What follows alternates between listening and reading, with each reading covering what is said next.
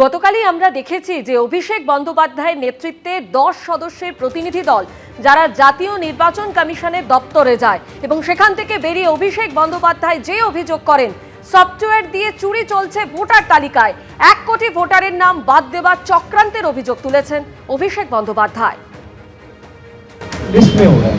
अगर कोई political party Congress ये पकड़ लिया होता, हरियाणा से, महाराष्ट्र से, न्यू दिल्ली से, बिहार से, चारों स्टेट में बीजेपी हारती। वोटर लिस्ट में चोरी हो रहा है और यही चीज कोई और पॉलिटिकल पार्टी पकड़ नहीं पाया। तो यही सब गलती कांग्रेस ने किया है। आम आदमी पार्टी दिल्ली में पकड़ नहीं पाया, बिहार में आरजेडी कांग्रेस पकड़ नहीं पाया, इसलिए बीजेपी 88% का स्ट्राइक रेट लेके जीता है। वोट चोरी तो यहाँ हो रहा है, वोट चोरी ईवीएम में नहीं हो रहा है। You are not getting to understand what algorithm they are running and what kind of software they are using to remove 50 lakh 1 crore voters and disenfranchise them. यहीं पे चोरी हो रहा है। হাতে কলমে প্রমাণ করে প্রথম ভোট চুরি কথাটা রাহুল গান্ধী তুলেছেন। নির্বাচন কমিশন তাতে সতর্ক হয়েছে। নির্বাচন কমিশনকে বেরিয়ে এসে প্রেস কনফারেন্স করে বোঝাতে হয়েছে। খোকাবাবুর কথার জবাব দেওয়ার জন্য কি নির্বাচন কমিশন পাল্টা কোনো প্রেস কনফারেন্স করেছে? পাল্টা কটাক্ষ কংগ্রেসের। রাহুল গান্ধী যেটা বলেছে সেটা সারা বিশ্বকে নাড়িয়ে দিয়েছে। রাহুল গান্ধী হাতে কলমে প্রমাণ করে প্রথম ভোট চুরি কথাটা রাহুল গান্ধী তুলেছেন। ইলেকশন কমিশন তাতে সতর্ক হয়েছে, সচব্যস্ত হয়েছে। ইলেকশন কমিশনকে বেরিয়ে এসে তার জন্য প্রেস কনফারেন্স করে বোঝাতে হয়েছে। খোকাবাবুর কথা জবাব দেওয়ার জন্য কি ইলেকশন কমিশন পাল্টা কোনো প্রেস কনফারেন্স করেছে? এখানে মমতা ব্যানার্জি আসলে তাও একটা কিছু হতো। এ তো good for nothing. Mamata Banerjee stamp নিয়ে খোকাবাবু হয়ে চলে আসছে, সে আবার রাহুল গান্ধীর তুলনা করছে। হাই রে হাই। এর আগে বিহার বিধানসভা ভোটের আগে নির্বাচন কমিশনের বিরুদ্ধে ভোট চুরির একাধিক অভিযোগ এনেছিলেন রাহুল গান্ধী।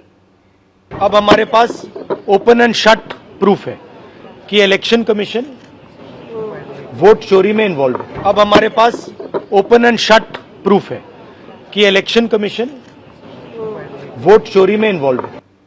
হাইকোর্টের নির্দেশে বাতিল ওবিসি সার্টিফিকেট এসআইআর নথি হিসাবে গ্রাহ্য করবে না কমিশন।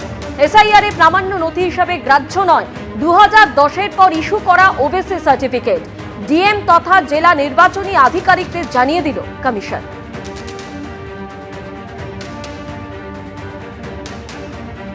রাজ্য জুড়ে এসআইআর এর শুনানি পর্বে এবিপি আনন্দের ক্যামেরায় উঠে এসেছে একাধিক দুর্ভোগের ছবি। কারো চোখে অন্ধকার, কারো চোখ থেকেও অন্ধকার। নাগরিকত্বের প্রমাণ দিয়ে ভোটার লিস্টে নাম তুলতে হাতড়াচ্ছেন প্রয়োজনীয় নথি। সেই নথির খোঁজে ছোটবেলার স্কুলে গিয়ে হাজির হয়েছেন 78 বছরের বৃদ্ধা। নির্বাচন কমিশন সূত্রে খবর, বয়স্কদের পাশাপাশি বিশেষভাবে সক্ষম, অন্তঃসত্ত্বা এবং গুরুতর অসুস্থদের ক্ষেত্রে বিএলওকে জানালে বাড়িতে শুনানির ব্যবস্থা করা হবে। বহু কষ্ট হলো, আসতে যেতে খরচা, অন্য মানুষ 1000 টাকা পেয়েছে।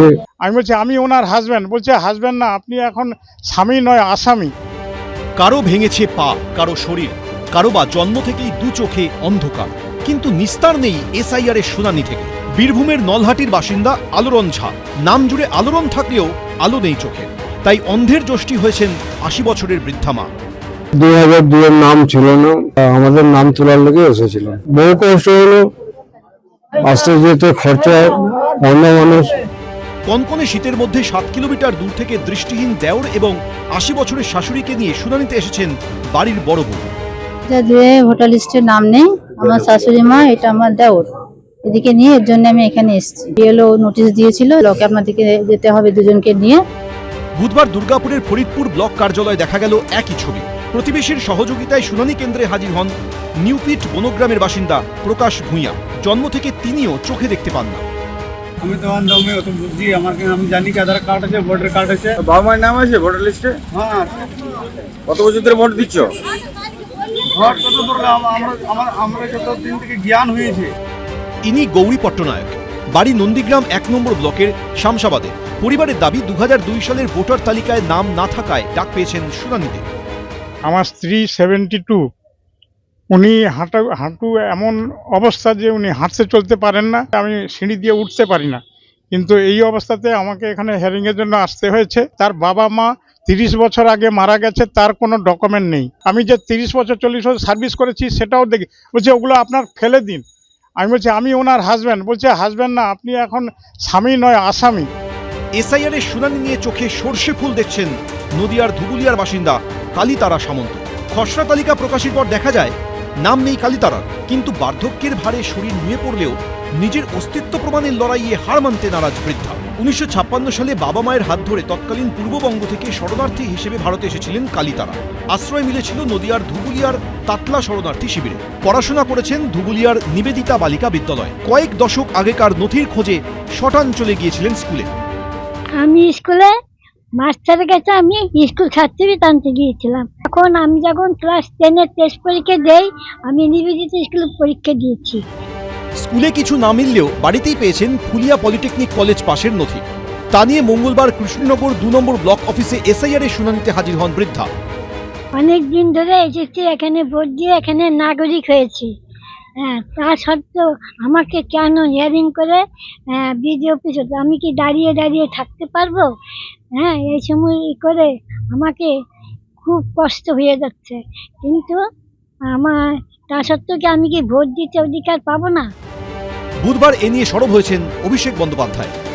कि 60 के ऊपर जिसका उम्र है, मान लीजिए जिसका मेडिकल कंडीशन है, जिसका तबीयत ठीक नहीं है, जिसको कोमॉर्बिडिटी है, या दिव्यांग जो लोग हैं, पर्सन विद डिसेबिलिटीज, जिसको मूव करने में दिक्कत है, व्हील चेयर में बैठते हैं, इन लोगों को इस हियरिंग प्रोसेस में बुलाकर हैरेस ना किया जाए। तो उन्होंने ये कहा है कि मैं इसको देखूंगा, चर्चा करूंगा। সিও দপ্তর সূত্রে খবর, 85 বা তার বেশি বয়সীদের ক্ষেত্রে যেমন বাড়িতে গিয়ে শুনানি হবে, তেমনি বিশেষভাবে সক্ষম, অন্তঃসত্ত্বা এবং গুরুতর অসুস্থদের ক্ষেত্রে বিএলওকে জানালে বাড়িতে শুনানির ব্যবস্থা করা হবে। বর্তমানে কলকাতায় রয়েছেন deputy election commissioner Gyanesh Bharati. এদিন কালীঘাট মন্দিরে পুজো দেন তিনি। এবিপি আনন্দ। এসআইআর শুনানির পঞ্চম দিনেও ভোটারদের একাংশের মুখে শোনা গেল ভোগান্তির অভিযোগ। আর এদিকে শুনানিতে ডাক পেয়ে বারাসাত 2 নম্বর ব্লকে বিডিও অফিসে হাজিরা দিলেন বারাসাতের তৃণমূল সাংসদ কাকলি ঘোষ দস্তিদারের বোন। 90 পেরোনো মায়ের অথরাইজেশন লেটার নিয়ে তারও নথি জমা দিলেন পিয়ালি মৈত্র।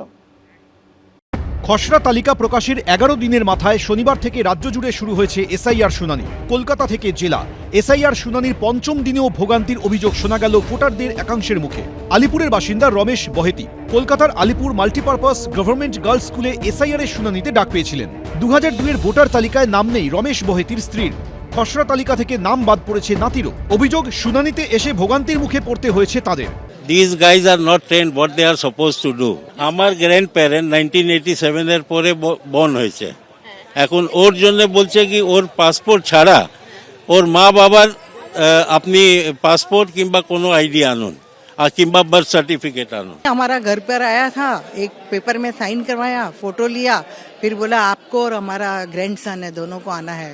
हमारा जिसमें सारा डिटेल दिया हुआ है। 2002 में हम लोग थे नहीं, हम लोग हांगकांग रहते थे। उसके बाद हम 2011 में इधर आए। ঠিকানা ভুল থাকায় এসআইআর শুনানিতে ডাক পড়েছে আলিপুরের অদ্রিজা সরকার ঘোষের। তার দাবি, কমিশনের ভুলেই তার এই ভোগান্তি। আমাকে ডেকেছিলেন যে আমার ডকুমেন্টস নাকি ওখানে ঠিক জমা দেওয়া নেই। এদিকে আমি তো এই অঞ্চলেই থাকি, আমি তো 1980 থেকে ভোট দিয়ে যাচ্ছি। যেটা ওনারা পাঠিয়েছেন সেখানে অ্যাড্রেসের জায়গাটা ভুল ছিল। অ্যাড্রেসটা আমার অ্যাড্রেস হচ্ছে 23B বেকার রোড, আর এখানে তার পাশের রাস্তাটা হচ্ছে। এনারা যখন লিখেছেন, যখন তুলেছেন, তখন আমার অ্যাড্রেসটা হেস্টিংস পার্ক রোড করে দিয়েছেন, যেটা ভুল অ্যাড্রেস। আলিপুরের আরেক বাসিন্দার দাবি, 2002-এ ভোট দিলেও ঠিকানা বদল করাতেই নাম বাদ পড়েছে তালিকা থেকে। এই পরিস্থিতিতে ভোগান্তির মুখে পড়তে হয়েছে তাকে। কিন্তু অ্যাকচুয়ালি জন্ম এখানেই আমার, আর ওখানেই পড়েছি আমি। যখন আমি শিফটিং করেছি সে সময় হয়তো আমি ছিলাম না, আমার ভোটার লিস্ট থেকে নামটা উড়িয়ে দিয়েছে। আমি বিকেপালে ছিলাম, বড়বাজারে। মানে ওরা চাইছে না 2002-তে কোথায় ছিলেন আপনি, তো ওই লিস্টে নাম ছিল না আমার বলে আমাকে আসতে হচ্ছে। আমি কোনো প্রমাণ করতে পারছি না কি 2002-তে ওখানে ছিলাম। এসআইআর শুনানিতে ডাক পড়েছে জনপ্রতিনিধিদের বাড়ির লোকজনেরও। বুধবার বারাসাত 2 নম্বর ব্লকের শুনানিতে হাজির হতে দেখা গেল বারাসাতের তৃণমূল সাংসদ কাকলি ঘোষ দস্তিদারের বোন পিয়ালি মৈত্রকে। বারাসাত 2 নম্বর ব্লক খড়িবাড়িতে চলছে হাড়োয়া এবং মধ্যমগ্রাম বিধানসভার এসআইআর এর শুনানি। এই মুহূর্তে আমরা দেখতে পাচ্ছি বারাসাত 2 নম্বর ব্লকের বিডিও, তিনি প্রত্যেকের যারা লাইনে দাঁড়িয়ে আছেন তাদের সাথে কথা বলছেন এবং তদারকি করছেন। ফর্মে গন্ডগোল ছিল, বয়সের ব্যাপারটা ওইটা নিয়ে নিল। আমাদের মা 1958 সালে আশুতোষ কলেজ থেকে গ্র্যাজুয়েট করেছেন, তো সেই সার্টিফিকেটটা দিলাম আর আমাদের দুটো সার্টিফিকেট দিলাম। মাকেও তো হাজির হতে বলা হয়েছিল। মার তো 90 বছর বয়স, মার 58 সালের ক্যালকাটা ইউনিভার্সিটি সার্টিফিকেট দিয়ে দিলাম গ্র্যাজুয়েশনের। মার অথরাইজেশন লেটার নিয়ে এসেছিলাম। 7ই ফেব্রুয়ারি পর্যন্ত চলবে এসআইআর এর শুনানি পর্ব। 14ই ফেব্রুয়ারি প্রকাশ করা হবে চূড়ান্ত ভোটার তালিকা। রুমা পাল ও সমীরণ পাল, এবিপি আনন্দ। এবিপি আনন্দ, এগিয়ে থাকে, এগিয়ে রাখে।